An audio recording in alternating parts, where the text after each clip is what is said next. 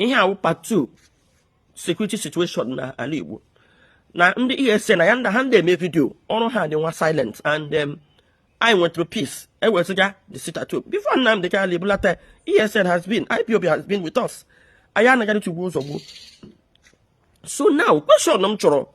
Kaijo, man is God, my brother. Kailabana, and I need a Ndi. And then where Bemba I need legal money in your blood. So in a report, in a report to you. I need legal money. Oh, I got what I want the journalism and then on a contact all of us. I'm not targeting a project in here. Maka Nigerian press and they report in here. On one came and again in quote, why they don't. How report where report, and they report here in full, and they one sided. So now, Mandame Jazri, I be a cricket of hostility. Oh, told you do. Immediately, Habra. Ha, Passa. Roadblock. Bidizo Oshi. I didn't make way in ego. Bidizo Oshi, and legalize and Igbo na Lagos. Bido hostility on our youth. That was what was happening.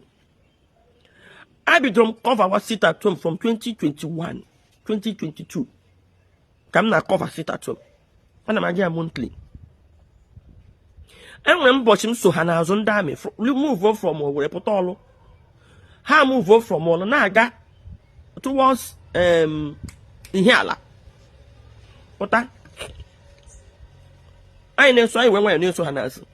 That time I think they were just looking for youths. Habra more tank na banaga. Man initially Bamnaga being him when he had a car, I mean no magic as you start to more magic on our ball. Ndi Nodala. Ndi Bukanko against so Kundi would never sit at home. Ndi would never tell so there is no need of you for Sapatawa. I want to have to leave me a protest for Nwaheji. Nam the Kalo Tessie Black had the right. Oh, Madako would would you now when you no Nam the Kalo Juligan had to do we hope to where when does he bad deep into his activity to know you put the wrong way all the Macan, but at the same time, federal government take on Tota against international rule, they are wrong. So, in them matter what takes the brainwashed, they choose to sit at home, they would have allowed them. I got what I'm damning. Come to the man is man to God, one name. I to lose to my camera. Nando Kenya, I come now to quite to try. On the governor Saya matter, the nature of military work. Haji Polata Hana Libu. Each and Andy, Governor Saya, what I'm damning for our safety or for their own selfish gain. On a hammer and damning, Nandami for war and not for civilian interaction. Ndamiga that Gwandami na Nanuzo on the governor say Amudia or the lega. Eli here teacher and Damina Nego knows on a gentle Yahoo kidnap on the man Nanego. What's the difference? Considering Nandami wo military security agent took what is regarded in the name of Nano knows on our force on the man Nanego. Can you hear teacher? Question number 1. Then question number 2. Don't you think to not look here for young Baba? A potato and the ESN or a coat to talk. While I'm damning when a base in a coat. What would he hear? Hanachi wine and the ESN can damn shake. Even for young Baba, as a journalist, Madio go together, not the ESN, brother or Ayoko. Don't you think you know question to question as a mother? Maka before I get convinced them young about to John. A beg and the police, Ndame, Nande Bagonos, when the ESN, why Yokola? So, Iwagena, young Baba self even promoting that alone. Ne report new in name and leave what to Nigerian press to report here. I want to go me your name. One number, Madam, number young Baba. Come down to the Yakuku. For somebody I pick a young protocol now, Hannah, why you're not respect to women. You know, and we see the matter. No. I can't question my standard. It will give book appointment and all that. So I got them because I told me just set a lot of records straight. No, okay, I'm a hardly go now.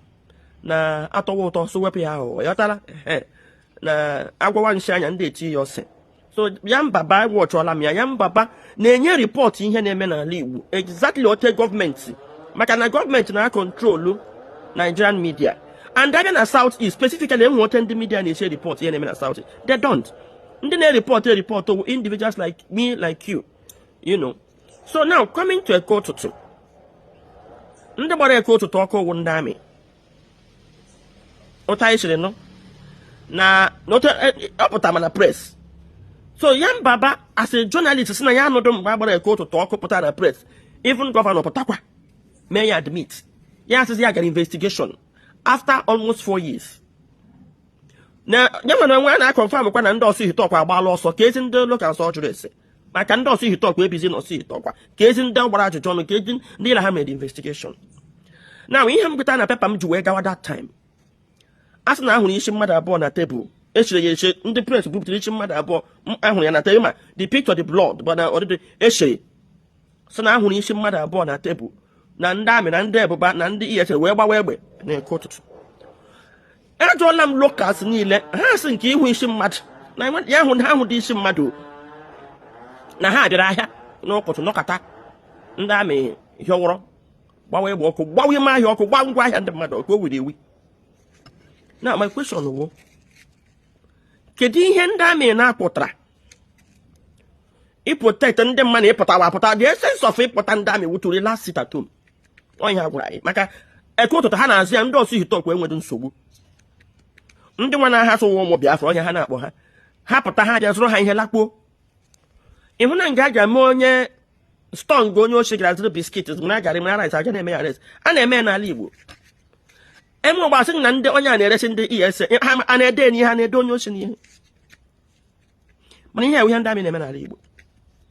So ha gbaa ahịa ahụ ọkụ. With my findings, most of ndị amị akpọtara ebe a those Boko Haram, rehabilitated Boko Haram. And again, my brother can gwa gị eziokwu, ihe niile na-eme n'ala Igbo ndị gọvanọ anyị nwotu ha siri chọọ ha chọrọ ịchụfuchi ndị mmadụ tụnye ụjọ n'obodo ka hapụ gị ime election, ka election eme ya otu dị ha mma ka ndị mmadụ hapụ ịtụ vote.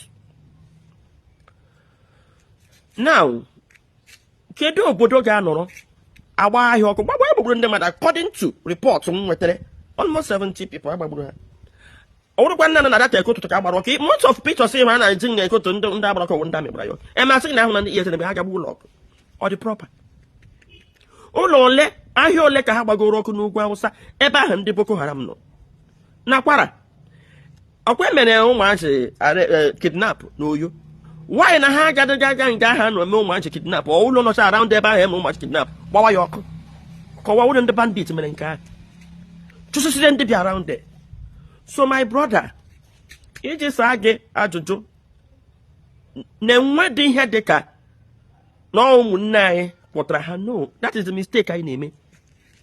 Ọ dị ka ụta ndị federal gọọmenti ga-aga kpọlata Nnamdi Kanu from Kenya. Ekwule m ya before. Ị gaghị eji crime solve crime maka na innocent people ahụ nọchi n'ime ahịa a ga-aga gbasa ngwa ahịa ha ọkụ. Misplace aha enwere ngwale ka m jụna enwere IDP camp ahụrụ ndị ọsụ hitọkwa ahụ gbara ọsọ ya mba bụ ọjọọ ebe ha gbalasịrị. Ndị ọsụ hitọkwa gbara ịga na ọsụ hitọkwa ugbu a mmadụ ebidokwa ya o. Na ọsụ hitọkwa enwere villages ahụ nọ close to Ekoto mmadụ ebido ya. Do you think ọkawadị na mma na mgbe ahụ ndị ESN nwa na ha according to them ha na ha nọ ha nwee peace? It's not better than ịkpọtazi ndị amị sakara ha sak from their village. Ndị amị ka m jụtụ na gị my brother, kedu ka ndị amị chịrị nọ na South East 2021, 2022, 2020, 2024? The more ha nọ, the more the security na heighten. My brother, don't you think something is wrong somewhere? Until obodo anyị tiwezie kparịwa nyopụtawezie n'aka na ndị aja ha anyị nche obodo wee tiwezie vigilante. If ordinary vigilante, village vigilante can stop the insecurity, nyai peace to the point, stop or kidnap na reduce ole drastically. Don't you think na ndị amị ahụ nọ here mgbe ha bịa insecurity anọghị, ha bịazie insecurity bido nọwakwa, they did not solve it until vigilante arise uchekọta akwaghị na aka ha nọ na ya. Question number 1. Question number 2. Osu Hitokwa, how big is Osu Hitokwa? Maka na ebe m nọrọ ụmụaka nọ na Mother Valley. Or see he talk or higher. Nanda Nyaga Hebrews more tank have put na Mother Valley. Gahan and Dahan, why was in my bend the muddy innocent people? No. Or see he talk, I could not hear today. Mandam and Debago, no, there. Something is wrong. They have taken or see he talk. Yeah, unless what I na or show why I was to be no cause your no joy say.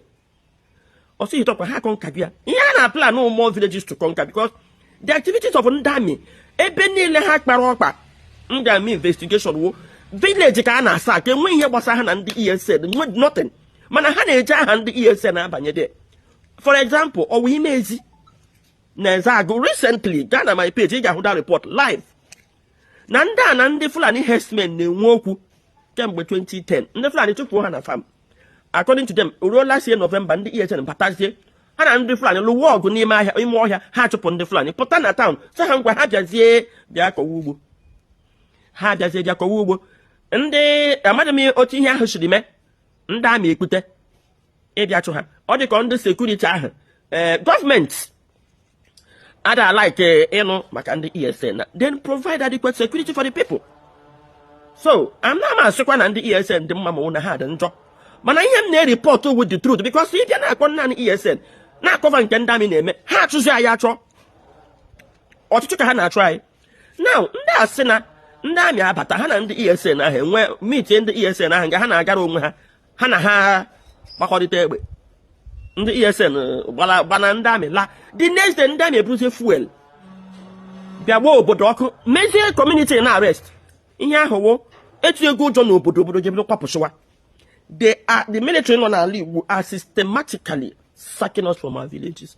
And do the report I am Baba Haneme? Ne Kuchihana actually to people like us, and when report I want Hana actually made that report undermine. Or the wrong. I'ma conclude this report.